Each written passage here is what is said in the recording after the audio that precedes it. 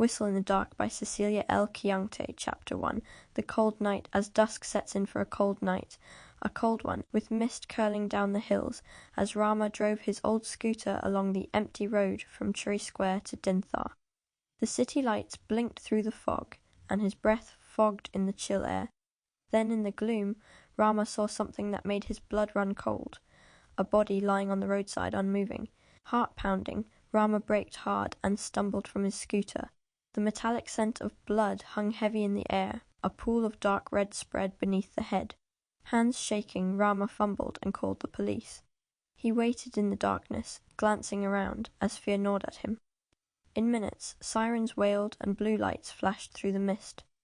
The police arrived, led by Detective Thana, a man with sharp eyes and a reputation for relentless pursuit of the truth. A quick check revealed what Rama feared. The victim was dead. It was a young woman, blood still seeping from a cracked skull. Forensics arrived, took pictures, and carefully moved the body. An ID in her pocket, Rita Sai, 24. Far from home, working in Azor to support her family in the village. At the morgue, the truth became clearer. Rita had died from a single heavy blow to the head. There were no signs of a struggle, no signs of robbery. Her purse and jewellery remained. Thana visited her workplace, a small bakery, and her tiny rented room. No close friends, no boyfriend, but a nice and sweet person. Co-workers described her as polite but quiet, always sending money home, never going out late, except it seemed that night. With no clear motive and no suspect, the investigation stalled. Then a second body was found. Morning joggers found her at Aizol Park, Lali, 27, a schoolteacher. Again, a single brutal blow to the head. No sign of a struggle, no valuables missing. Fear settled over the city. People hurried home before dark. Girls walked in groups. Parents barred their children from evening outings. The newspapers screamed, "Killer on the loose, police baffled." Thana, already exhausted, felt the weight of Azol's fear on his shoulders. Days turned to weeks, weeks to months. The city waited, silent and anxious, as police combed every lead.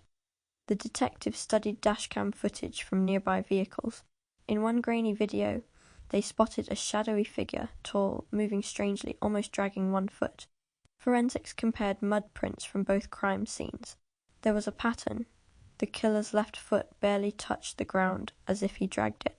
A memory surfaced, Rita's colleague mentioning a man with a limp who'd been seen lingering nearby. Detective Thana pounced on the clue, requesting lists of men with old leg injuries, hospital records, and witness reports. The media grew vicious, blaming the police for failure. Thana was sleepless, surviving on tea and stubbornness. At last, his team narrowed it down. A name surfaced, Rupiah, 32, living in a cheap rented room near Treasury Square. He had been in an accident 2 years ago. His left leg was never the same. When police visited, Rupiah was not at home.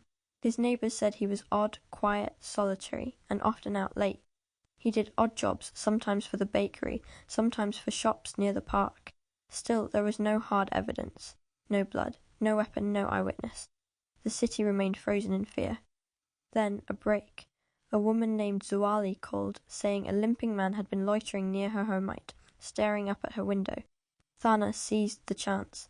They set up a stakeout with officers hidden in nearby houses and cars, watching through rain-soaked windows. That night, as the city held its breath, a shadow limped down the lane. He paused under a street lamp, looking up. Thana's team moved quietly, surrounding him.